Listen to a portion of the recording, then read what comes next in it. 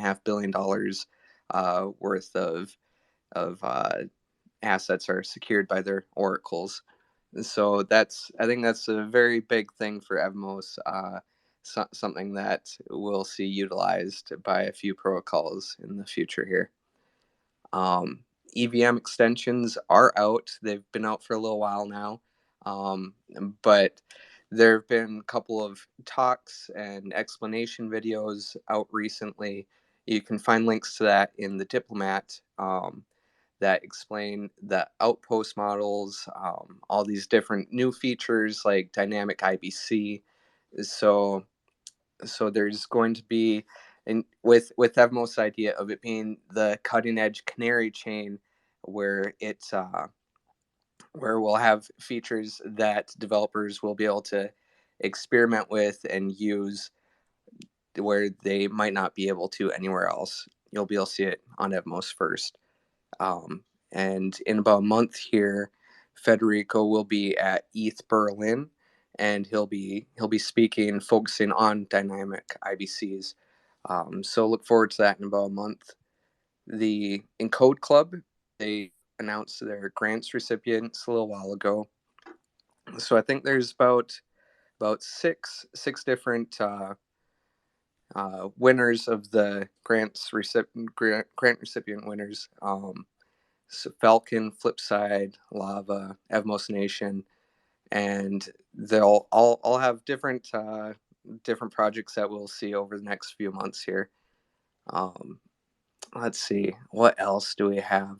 There was a community call. I see Kilo in the audience. He hosted the community call yesterday, and that had Swing on it, and they focus on cross-chain liquidity solutions. They have an SDK that anybody can use. Then yeah, there have been a few different Commonwealth discussions, and on chain right now is an ERC20 registration to allow the native USDT that's issued on Kava to be used as an ERC20 on Evmos. So with that, I think that ends in 3 days, the voting period. Then we should be able to see Cosmos native USDT on Evmos, and that'll be able to be used in all of our DeFi ecosystem here.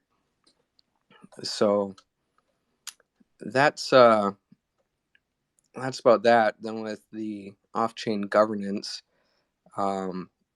we have the Steer and Forge partnership here, where it's going to be a 12-week program, and that is going to ask for 3 million Evmos, and that will have 3 liquidity pools. ST Evmos paired with Axelar USDC, Stride Atom, and Axelar Rocket Pool ETH. So with that, it will help. It'll be a broader, wider range of liquidity, and that should help with it needs to be done in collaboration with the Revert proposal, which has tighter liquidity, but it'll be good for Forge and for all of Evmos DeFi here. Let's see. Then we have Tashi, which I see JD is here, Lindsay. So they want to come up and speak. They have the lunar launch up for discussion on Commonwealth. That would be a 12-week initiative. They're requesting about 1 million Evmos, hoping to achieve a $18 million TVL with that. And I'm not sure offhand, but it'll be with the ES Tashi and Tashi rewards also. So that'll be paired, and it'll be for rewarding both lending and borrowing. Real quick, if any of the speakers from Tashi or Rome Blockchain, if you want to request to speak, we can give you guys the floor to speak on your proposal and some of the discussions that have gone on so far. Absolutely. I see JD requested.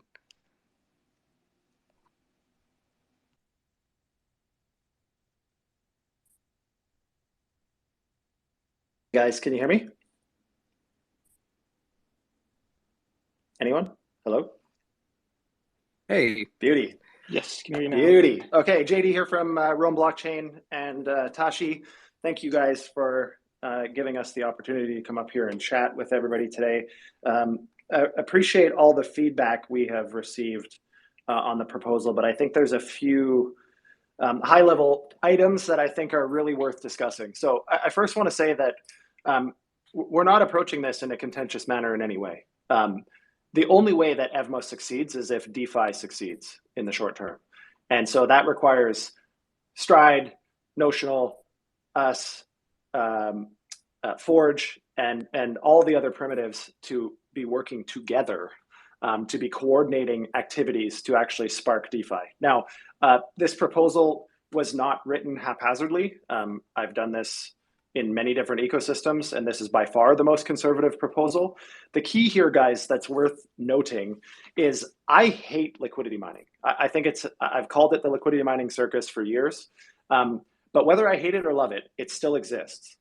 And if we want to see the token value Evmos go up, so a lot of the comments are, well, the token value of Evmos is going down, so we don't want to give any emissions away because that's going to create more sell pressure. The vast majority of sell pressure of Evmos is from validation anyways. This is a rounding error in total daily emissions. That's point number one. Point number two is, it doesn't matter how good your protocol is or how good the tech is. If people earn more money next door, they're going to stay where they're at. They're not going to move assets into Evmos. And so, I mean, if we don't have any TVL in 6 months or 9, 12 months from now, Evmos token price is going to go to zero. I mean, that's all there is to it. So we can all hoard this nut and watch the nut value go down and down, or we can figure out as a community, as a group, as core contributors to Evmos, how we're going to work together to make this work. Now, that's my stump speech. Apologize for it being a little lengthy. Having said this, I think I want to address a few of the comments. The Stride assets, so we are agnostic to which assets we support, okay? As soon as the Stride assets have meaningful enough TVL and liquidity, we will list them when Chaos Labs says it's acceptable. We cannot list them now and will not list them until we have that approval. So I see a lot of this, like, let's support Stride. There's going to be other liquid staking assets in the ecosystem. We're going to support any and all of them.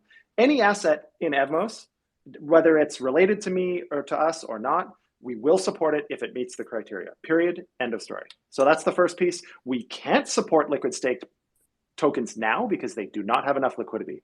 It's also worth noting, Evmos itself doesn't have enough liquidity to be collateralized on Tashi at the moment. So there's a lot of comments here about why we're incentivizing ETH and why we're incentivizing other assets when quite a few people are suggesting, obviously the people directly from Stride are saying, well, we only want to see ST Evmos and ST Atom supported.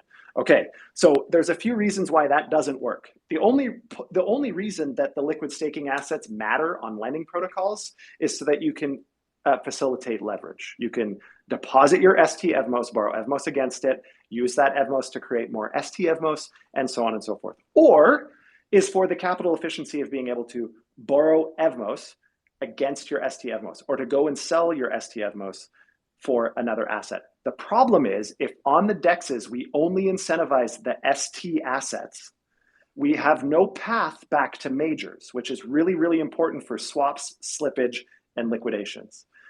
Again, like we have multiple quant firms that work with us on these thresholds. So this isn't just me putting these numbers out here going, hey guys, please give us some cash. I promise it's going to work.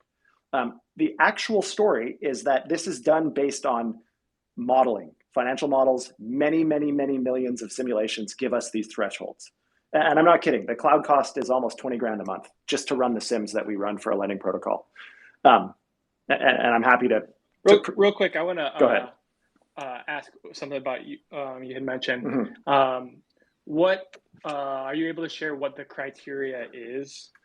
So the criteria from Chaos Labs. Yeah. So the criteria, and Omer, the founder of Chaos Labs, has been a good friend of mine for 4 or 5 years outside of crypto. So we have a really, really close working relationship with them. And every ecosystem, the criteria is different. But you need multiple millions of dollars as an example, for Chaos Labs to approve SAVX, our liquid staking product on Avalanche, we had to have initially $10 million in DEX liquidity to go from SAVX to AVX. Not just SAVX liquidity, SAVX to AVX liquidity. We had to have above $10 million worth of liquidity. Now, we know that that's not the case for any of the assets on Evmos, so we have to deal with where we're at right now. Technically, the only reason we're listing wrapped ETH and wrapped Bitcoin is because those are huge, deep liquidity assets, and on most ecosystems, they don't have any yield. So if we want to get the TVL numbers up, which is what everybody's watching to assess momentum in Evmos, we have to focus on the things that can actually lead us to that in the short term. Do I want ST Evmos to be the main incentivized asset in the ecosystem? Sure. I'm a huge fan of liquid staking assets. Obviously, I have a liquid staking platform that we support in many ecosystems. So obviously, I'm a huge fan of liquid staking, but we have to do it in a way that protects the security of the lending protocol, of the ecosystem. Again, remember, if the lending protocol has issues and we end up with a whole bunch of bad debt, the contagion of that is across the entire ecosystem. All of Evmos has contagion from poor decisions based on lending protocols. So that's why it's non-negotiable that we work with Chaos Labs, so that we have a third party that is absolutely committed to understanding and modeling all of this stuff. So hopefully does that help? Does that help answer the question? Yeah, no, that's great insight, and I appreciate you like jumping in. No, yeah, no, yeah. I think maybe at this point, if you don't mind, I could enter the conversation. Absolutely. So yeah, for everybody here in this room, unfortunately, this is a really small group, so we can have like a nice kind of friendly conversation. I do work for Stride. I do growth and strategy for Stride. So obviously, I'm in favor of ST Atom and ST ETH for that reason. But for the purpose of this conversation, I think I'll try and kind of put that aside and just look at it sort of objectively from the perspective of the Evmos ecosystem. And it seems to me that from that perspective, like even from that perspective, putting aside Stride, ST Atom and ST Evmos seem like pretty good collateral assets for Tashi here on Evmos. And some facts about the Cosmos ecosystem. There is more than $10 million worth of ST Atom liquidity available. In fact, throughout the Cosmos currently, I think there's about $20 or $25 million worth of liquidity. So the liquidity threshold that you mentioned has been met. It's not on exchanges. It's not on Evmos. On exchanges. That's liquidity on exchanges, not total TVL. Yeah, that is on exchanges. There's 20 million on exchanges. I wasn't able to. Where's the lion's share of that living then? Because I couldn't see 20 million.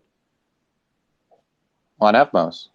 Or sorry, on Osmosis. Osmosis. Okay, so yeah, like we obviously have, Chaos has factored in the outpost and IBC and other opportunities to move around inside of Cosmos. So again, I'm not opposed to listing ST assets as soon as possible. So I'm totally with you. I mean, liquid staking assets, in my opinion, are wildly beneficial to the ecosystem. The problem with liquid staking assets is they present a massive risk vector if there's a depeg, if there's mismanagement, if there's bad debt, if there's cascading liquidations. So we have to be very, very careful how we work that inside of a lending protocol, because we have an outsized influence. But go ahead. I'm sorry for interrupting you. Yeah, that's absolutely true. But I just like to provide some context for the Cosmos ecosystem. So there is like a precedent for doing exactly what we're proposing here. I mean, currently the situation is there's about $20 million worth of ST Atom liquidity on Osmosis, and that is to maintain the peg. There's an additional approximately $4 million on Neutron, and in addition, there's about $1.3 million on Secret, on Shade Protocol. So we have our liquidity hosted throughout the Cosmos on various dexes on various chains to make it redundant. And of course, these are on separate chains than Evmos, but they're easily accessible via IBC. And that enables such other chains as UMI, for instance. UMI is a separate app chain here in the Cosmos, and all it is a money market. It's just a money market on its own chain, and it offers ST Atom as collateral. And currently, there's about $4 million worth of ST Atom collateral sitting on this chain right now. backing loan positions. Additionally, on Secret, there's a lot of ST Atom collateral. On Kujira, on Neutron, it's going to be added shortly. So really, like essentially, the situation is we've got about $25 million of trading liquidity for ST Atom throughout the Cosmos. And I'd say off the top of my head, about $5 or $7 million of ST Atom, which is currently acting as collateral for loans right now. And so it seems to work. We can absolutely look into that. With respect, none of the lending protocols that I've seen in the Cosmos at all have a TVL that I care about. So if their TVL is sub 100 million, then we can't say that whatever incentivization strategies they're using are actually efficient. If the total TVL is 10, 15, 20 million on a lot of these platforms, I mean, that's not super compelling. They're not using incentivization strategies. I mean, that's the point. ST Atom, because the yield is built in on UMI, on Shade, on Kujira, on Mars, it doesn't need to be incentivized. And the point is, all throughout the Cosmos, we've got ST Atom being used as collateral right now, and not a single incentive is being used to incentivize the collateralization of ST Atom anywhere. Does that make you wonder why only a tiny fraction of people holding Atom have actually liquid staked it? No, it doesn't, because it's comparable to other ecosystems. Do you know what the percentage is on Avalanche of liquid staked AVAX? Yeah, we've got about 7%, 6%. Okay, and how long has that been offered for? Because in the Cosmos, liquid staking has been over a year. No, a little over a year. Okay, well, it's similar here. It's a little less than a year in the Cosmos. Liquid staking has only been offered since September, and I think we're at about 1.5% of the total staked amount currently being liquid staked. Right. But the point is that it's taking off, and I would just say, like, the context here is incentives aren't necessary for ST Atom anywhere, which is a good thing because it's sustainable. What I can tell you with certainty is that every other ecosystem that we're in, the liquid staked assets are incentivized. Evmos is the only place that is being really crazy about incentives. As an example, one protocol on Avalanche today announced $3 million worth of liquidity mining for the next 8 weeks. So if we think that we're going to compete with liquidity elsewhere without incentivizing these protocols early on and meaningfully, we're not going to get assets, guys. Like, I wouldn't put my assets on Evmos if I didn't have a protocol here because the yield is too low. The risk is too high. I'm an outsized risk compared to the rest of the TVL in the ecosystem. So, I mean, like I said, I'm with you, man. I hate incentives. I think they ruin protocols. Do I want to be giving out a ton of our tokens in emissions just to encourage people to bring assets over? No. But if we want to seed an ecosystem beyond 2 million monthly volume on Forge, I mean, we have to start incentivizing liquidity. Full stop. Well, I fully agree, and I think the Evmos community is, on board with using incentives. We see a lot of incentives being used on Forge. The only point of contention is if we use liquid stake. Forge has 2 million a month in volume, my friend. So those incentives aren't being used properly, obviously, unless DeFi Llama is completely wrong. But like, that's very little volume. I think you have to consider the trading liquidity. I mean, I think the available trading liquidity is being used pretty efficiently, like the utilization of the available trading liquidity that's being attracted with incentives. But there's how much TVL is on Forge? 2 million?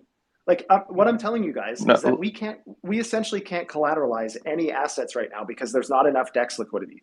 So if all you want to do is incentivize ST assets, we can do that.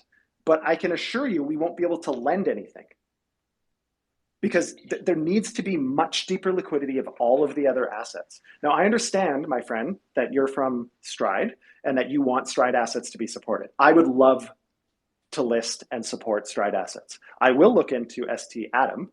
ST Evmos, as far as I know, doesn't have enough liquidity anywhere. ST Atom may, and I'll have Chaos Labs look into that immediately. And if we can list that at launch, I would love to. Absolutely. I'm not opposed to incentivizing it. What I'm saying is we need to take a macro look at this as a group, Forge, Stride, us, Evmos Foundation, Evmos DAO, whoever else is a meaningful stakeholder. And we need to say, okay, instead of each of us coming at this from the perspective of our individual protocols, which is natural for us to do, we have to say, okay, how can we have a meaningful conversation here about ecosystem-wide incentive strategies so that we're not cutting off our nose to spite our face? That's all I'm suggesting here. And I mean, the vast majority of the feedback that we see on Commonwealth right now is about the ST assets, which I suspect is the Stride army coming in and giving a lot of comments, which is fine. I mean, totally support let me jump in here. Let me jump in. I mean, I don't necessarily think that's fair to say. And I'm just going to add some points, and then I'm going to shoot it over to Kilo to let him add his thoughts. He has joined the stage. You know, like when you referenced not caring about TVL less than 100 million, I think I like that optimism and that big macro approach, but the world that we live in on the Cosmos side, I think I got to kind of take a step back and look at the liquidity at these other, Cosmos lending platforms, and understand that Evmos will probably be in that realm. Not a single lending protocol in Evmos is even remotely close to profitable. So yeah, if we cannot get to those liquidity levels fast enough, then even Tashi becomes a DAO and becomes a community project because there's no money to run it. So I'm with you, but whether we think that's viable in the short term or not, what are we all doing here if we don't think we can get up to multiple tens of millions of liquidity in the next year and a half? Yeah, the next bull. Absolutely. I'm with you. I just don't want to discount some of this Cosmos native stuff. Like, the push for using Stride assets is based off of, although Forge has low liquidity and low volume, and your, from your perspective, it's largely been like the most successful liquidity program on Evmos. And since Evmos launched, there's been multiple different dexes that have tried and have failed, and it wasn't until Forge with respect, though, I mean, had I known how contentious this environment was going to be, a lot of those protocols probably fail because you're definitely not welcomed by the Evmos incumbents. I'll tell you that for free. There has not been a welcoming feeling at all. It's been, if anything, contentious for absolutely no reason. We're here trying to contribute to Evmos the same way you guys are. This is, I'm not sure how else to explain this. Why else would I launch a protocol? We make no money off it unless it's successful. I understand that, and it shouldn't be contentious. And if that's the way it's hitting, that's not good, right? But what I see, I guess, from my perspective, is that the community, cares. They're interested, and these types of discussions are productive, and it's from a respect standpoint, and not from hey, we don't want outsiders or anything like that. It's from, hey, of course, let's work together. And I can acknowledge that, and I appreciate the sentiment. Thank you. Yeah, let's give Kilo an opportunity here to jump in. He's joined the stage a couple minutes ago, so I'd like to let him hop in. Hey guys, I just wanted to chime in here. First off, I love the conversation that's going back and forth here. It's just productive. It's productive to have conversations like this, and it doesn't matter what the topic is or what the feeling is coming into it. Being able to converse, get a feeling for where everyone's coming from, because sometimes that's lost through text. This is just a good way to kind of take those steps forward. But related to why I wanted to jump up here is I'm not an economics person. I've never really pretended to be. So I had a question. When we're talking TVL, like ST Atom, right? 20 million on osmosis. Does that mean it was, specifically stated like ST Atom pool? Does that mean 20 million in the pool? So 10 million ST Atom, 10 million Atom, or is that 20 million ST Atom with 20 million Atom for a 40 million pool? Where does the differentiation come there? The first thing you said was accurate. So it's about $10 million worth of Atom paired with about $10 million of ST Atom. Gotcha. Okay. But yeah, which is very likely viable, by the way. The only other thing that that we really need to look at is the wallet concentration of those assets. That matters. And what the slippage is for large enough movements. So if the slippage is tight, which it should be, then it's actually pretty likely. The last thing is volumes, is swap volumes. It's not just how much TVL, it's how much swap volume. But with 20 million TVL, I'm pretty sure there should be enough. But yeah. I can't guarantee that until I talk to Chaos. Yeah, and another sticking point since you jumped in is Pith doesn't support ST-Atom. In the Cosmos, like this is kind of a smaller neighborhood in crypto. Things are on kind of a smaller scale. So ST-Atom is not currently supported by Pith. So in order to get a good Oracle feed, you would need to work with another Oracle. And there are other Oracles available in the Cosmos. For instance, Oho, which currently provides the Oracle feed from Osmosis to the UMI blockchain. And there's like $4 million worth of ST-Atom collateral on the UMI blockchain secured by that Oracle. So that would be another thing. That's a good point. That was a question that actually was brought up somewhere on Commonwealth. I wish I could find it so I could read this. But we're not opposed. We actually do, after a certain amount of time, build in load balancing with oracles. So we don't always just use one oracle anyways. There's a reason we use Pith, and we've spent tens and tens and tens of hours investigating as many of the oracle providers as alternates to Chainlink as possible. We've talked to pretty much everybody. We've done deep dives on their tech. The best technology, the most flexible technology, the most reliable technology, second to Chainlink is Pith. Full stop. I mean, I've had my entire engineering team look at it. That's how we feel about that. Now, could we also incorporate Oho to get ST assets quickly? Yeah, absolutely. There's really no reason for that to not happen. I'm not sure, as long as I can get ST-Atom and ST-Evmos feeds, which I can get Pith to do, as long as I can get them, it shouldn't matter to anybody where they're coming from. So again, if you want us to use Oho, sure. If we can list ST-Atom and I can't get Pith to do it, of course. All it is just a different oracle to check. It's very, very simple. So that's absolutely doable. Okay. Yeah. Nice. That's good to hear. That's a good outcome from this conversation. Were you still talking, Kilo? I think we may have cut you off a little bit. Yeah, it's all right. I was just, it was brought up that, certain interactions were, contentious or, unwelcoming.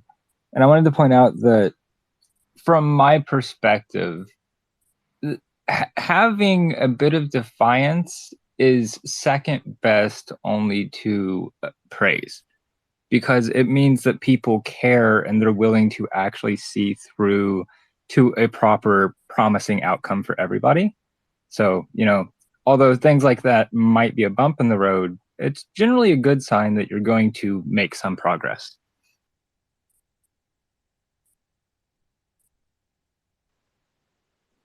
It's a really valid way of looking at that. Thank you, Cody. Okay. So go ahead, Dan. I think maybe to continue a conversation, the conversation a little bit, I just want to pose one small question. And this is not meant to be contentious at all. Maybe we can explore this and discuss it a little bit together. If the Evmos community does decide to incentivize the collateralization of Atom, just unstaked Atom, how could that ever be made sustainable? Because this is something I think about a lot personally. I'm working for Stride. The staking reward for Atom is 20%. And if you're going to be doing a loan to value of, let's say, 50%, so you're putting down 2 Atom for every $1 you're borrowing, you're forfeiting, by not having it staked, you're forfeiting 40% every year on missed staking rewards, which is a pretty big opportunity cost.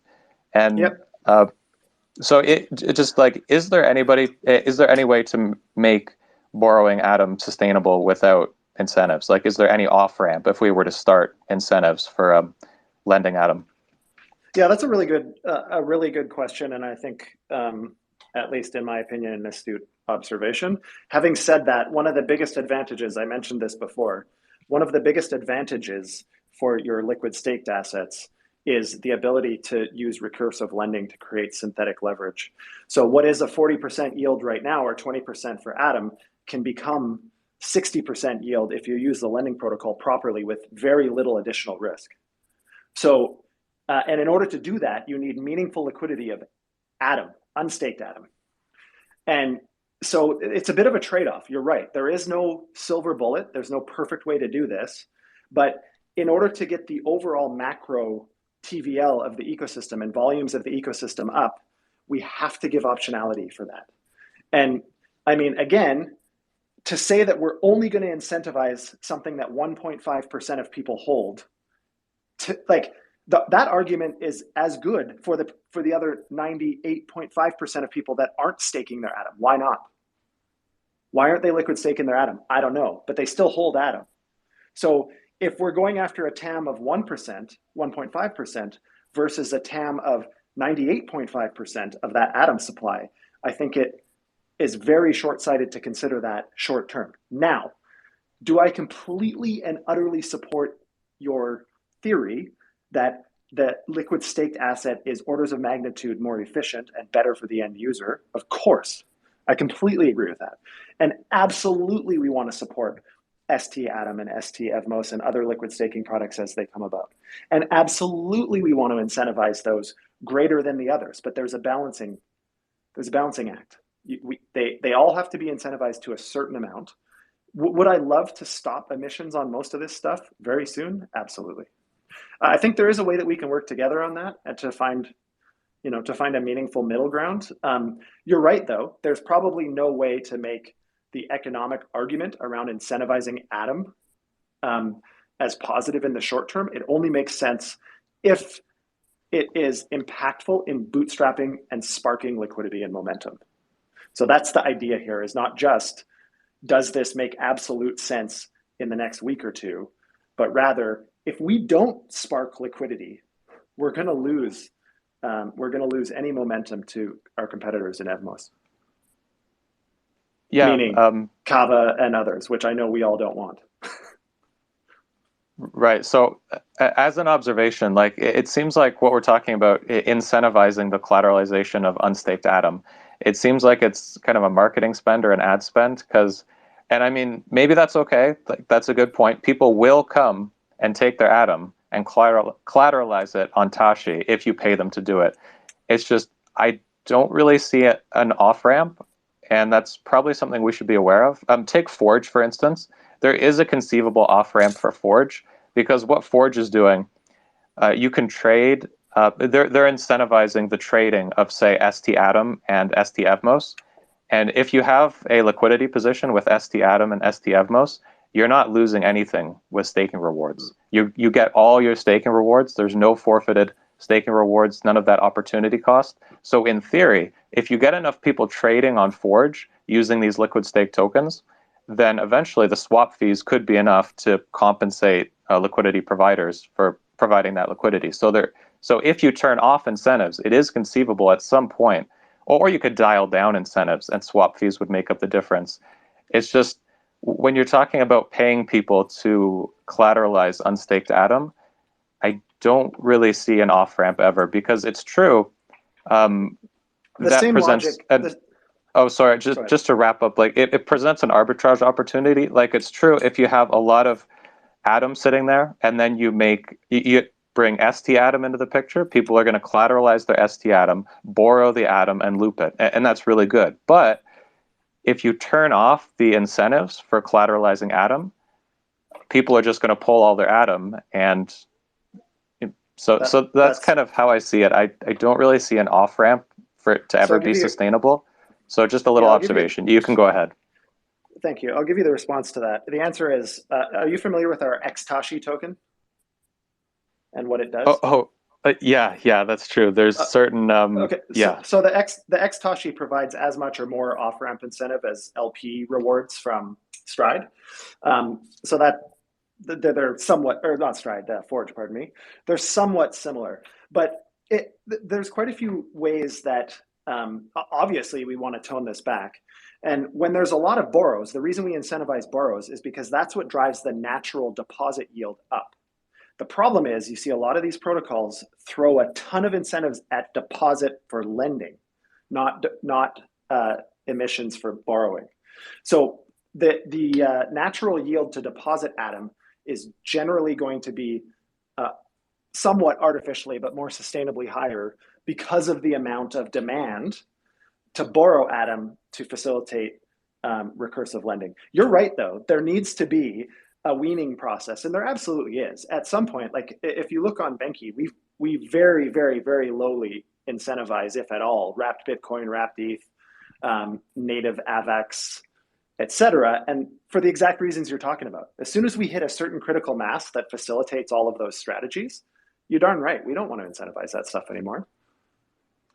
So I think we're in agreement. I think there's definitely a lot of points that are incredibly valid that you guys brought up, and we're happy to work through kind of solutions to that. But again, time is of the essence, I think, here for everybody.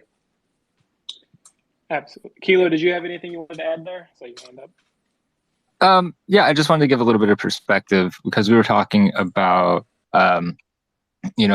liquid staked adoption rates in Cosmos versus other places, and why they might be different and the percentages, and some insight into that because I've been in the space for a long time. I think a lot of it has to do with mentality, especially you look back at the last bull run. The Cosmos ecosystem, back when people thought it was just an Ethereum L2 and no one really had any education on it, was kind of nicknamed the airdrop chain. And people are probably still gambling on staking natives for potential airdrops in the future based off of, the uprising of Cosmos as an ecosystem. And that might be why you have some people reluctant to move over to liquid staked assets. Yeah, that's a good observation. It is a bit of a misnomer, though. I mean, for those people, you can get airdrops with your liquid staked atom, and the precedent was when Neutron did their big airdrop. They also made, they passed it along to people who were holding ST atom at the snapshot time. But you're right, that's true. A lot of people do have that conception. That's a good point. Yeah, I think it's just a gradual process of building that. But Nick has requested to speak and has joined the stage. Hey, Nick, you got something to add here?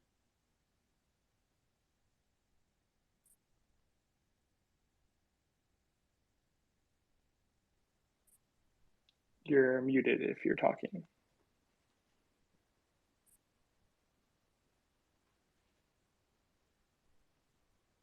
Hi, I hope you can you guys hear me? I can't hear you, so I have a little bit of problems with it. Can you give me like emojis? Oh, okay, yeah, perfect. So basically the whole discussion with the incentives for Tashi in this Twitter space was basically just about like, should we use ST assets from Stride or not? And I totally agree. Maybe that's a big point to discuss about. But I also think that we have some other point of discussions that we can talk about in regards of this incentive proposal. I've pointed out a few like suggestions, like what we could change in this proposal to what I think what would make it a lot better. For example, to just like list a few points of those, other than using ST assets or not. For example, 80% of the incentives are allocated to actually borrowing instead of supplying assets, so that the TVL gets racked up by these recursive strategies. And yeah, of course, that like if you want to like stack up the TVL fast, then you need to like incentivize these recursive strategies. But like this won't end up like in like real like a lot of real supply that is deposited into the protocol, but more like TVL that is deposited, then borrowed against, and then deposited again, and then in circuits like these recursive strategies. And I think for all assets that is fine, but for Evmos, for example, that shouldn't be the case. Like these recursive strategies won't be possible with Evmos anyways, because as we heard in the beginning, Evmos is not suitable as collateral as of right now. So these recursive strategies won't work. But like to make the how to say the demand perspective of this proposal in regards of Evmos a little bit better. It would make more sense to just allocate all of the incentives that are allocated to Evmos. I think 75K per week or so on the supply side instead of the borrow side, because why would we incentivize borrowing Evmos while we are giving out more and more Evmos? That doesn't make too much sense. People rather can pay to borrow Evmos and then use it elsewhere in DeFi and get yield maybe there. But I think that's one important point that I pointed out in my comments on the proposal, that we should just make it on the supply side. Another point is maybe switch the wormhole USDT to native USDT, that we just also have a proposal up for ERC20 registration. And I think some of the numbers in the projection, the APR projections, are a little bit skewed because Kava Land has this 6 months lockup for their rewards. They just incentivize a few of the assets that are going to be incentivized on Tashi, so that also skews with the numbers. So I think it doesn't make too much sense to give a lot of incentives to wrap BTC on Evmos, while there's basically no wrap BTC at all right now on Evmos. And at the same time, Evmos is the synergy of Atom or Cosmos and Ethereum, and we have comparatively much more Ethereum on Evmos than we have wrap Bitcoin on Evmos. And Ethereum is basically incentivized the least out of all assets. I think that doesn't make too much sense, and I think there should be some adjustments to the proposed incentive allotments. Yeah, just wanted to throw these few topics in. I think I still can't hear you, so I will just get out of the speaker zone. Maybe I can hear you again then. Can you hear me? Can you hear me, Nick? No? Test, Nick? It doesn't sound like it. Well, JD, if there's anything you want to address with some of these questions, he won't be able to hear you, I guess. But I didn't want to. Well, I think if he stepped down, he said he could hear. Can you hear Nick? Oh, Nick, can you put a heart if you can hear, please?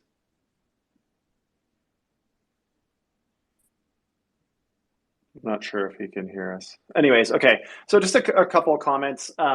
The USDT native versus USDT bridged.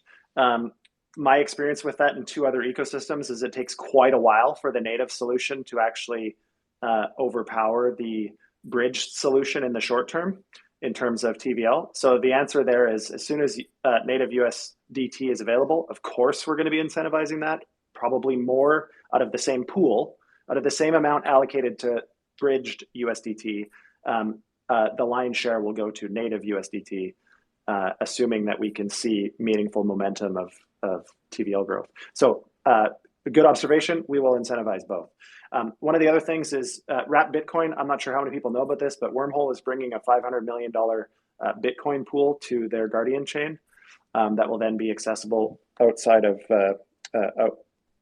in the Cosmos in general. We want to make sure we tap into that. Also, some of our institutional partners into the block, they've had, in our other platforms, they had north of $1 billion of assets as liquidity for over a year. And their biggest assets are bridged USDT, bridged USDC, Bitcoin, and wrapped Ethereum. So if we can't incentivize those things to an attractive level for enterprise, then we're not going to get enterprise deposits.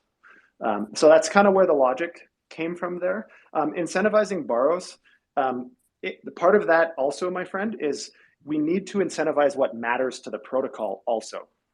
And if all we do is incentivize deposits and very few people borrow because there's nowhere else in Cosmos to use the assets that you've borrowed unless you're trying to leverage trade or synthetically short. Yet there will be second order use cases and vaults and optimizers and all of these things that happen, derivatives, options, all of these things that use borrow lend pools and use that leverage. But until then, the only way the protocol earns money, and the only way that we can actually create momentum, is via recursive lending. Again, you know, the whole Kava lend thing, they're sunsetting that platform entirely. So within the next 6 months, Kava Lend won't exist anymore, which is why they're only incentivizing a couple of assets until a few other lending protocols launch there. So, I mean, that is an example. We also have vesting on the Tashi assets, 6-month vesting on ES Tashi. So that does help with the Tashi emissions, but I do understand that the Evmos emissions are not currently vested. And that is, I'm sure, something that is up for discussion. It's definitely not a hill that I'm going to die on, of course. With that in mind, any vesting on emissions almost entirely guarantees you're not going to have any hedge funds, liquid funds, or enterprise allocators participate. And from all of them that we're connected to and all the ones that we talk to, that's the sentiment. If they have to wait 6 months to get their emissions, they have very little visibility over what those emissions will be worth in 6 months. And for that reason, the risk reward is mismatched. And that's why all we would get is kind of the retail and degen people, which is not what grows an ecosystem. Having said that, Nick, totally understand where you're coming at from this. I do agree that it's challenging that the Evmos token price has gone down so drastically and so violently. And of course, we want to be absolutely prudent with how those emissions are being used. So I totally appreciate your comments here and happy to continue that discussion. Awesome. Well, you know, personally, I'm super excited for Tashi, and I think this discussion has been super productive, and I think it's really good, the perspective that the Tashi team is bringing into Evmos with you know, their experience outside of the Cosmos, and I'm glad that you guys are receptive to some of these discussions and ideas from the Evmos community based off of you know, our experience over the past, you know, year plus, and what has worked and what hasn't worked in Evmos DeFi.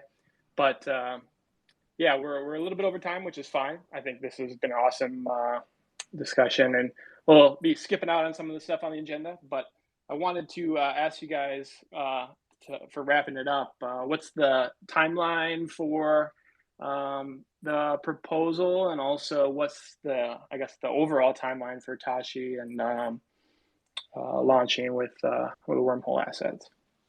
Great question. I just want to quickly respond to what you said before. I do agree with you. I appreciate that you guys are sharing your Cosmos experience, because for all intents and purposes, we're relative noobs to Cosmos. So this has been highly beneficial, and I super appreciate everybody's input and comments. If we win, we're going to win together. That's my sentiment. And this has been a very valuable step, in my opinion. So thank you for putting this on. In terms of timelines, so the proposal, whatever adjustments are going to be made prior to proposal will be made over the next, most likely 24 hours. At the very latest, the actual proposal will be submitted on Monday. The timeline for Tashi launch, I'm not 100% clear, but we might be able to launch the protocol once USDT, native USDT is available. And that would allow only Evmos, Atom, and USDT to be the assets, but it would be at least a stable with two risk assets. So it's a pretty good functional start. There's motivation for people to borrow or deposit both types of assets. We should be able to do that. I mean, everything for the protocol is 100% ready. So we're just waiting for Wormhole, essentially. So if we wait for Wormhole to launch the whole protocol at once, a very long-winded answer to your simple question, the current launch date is probably the 5th of September. And that is 100% contingent on how fast we can get the Wormhole assets approved on on Evmos. If we launch earlier than that, which is what we're going to try to do, I just need to make sure I can get approval. I only realized yesterday, talking to I think Kilo, that the USDT, native USDT proposal was in. So I think that's very exciting. I just want to get final approval from Chaos, and we might be able to launch much sooner in that environment. Perfect. Well, I'm looking forward to it, and of course, if you guys need any support in with the wormhole assets and getting those registered and everything, you know, the governance workstream is here to help you guys with that, and we've done it a handful of times, so I'd be happy to keep that ball rolling and get things moving quick. So thanks again, everybody, for joining. John from the Stride team, bringing your perspective. Nick and Kilo for jumping in. Of course, JD and the rest of the Tashi folks for talking. I'm super excited.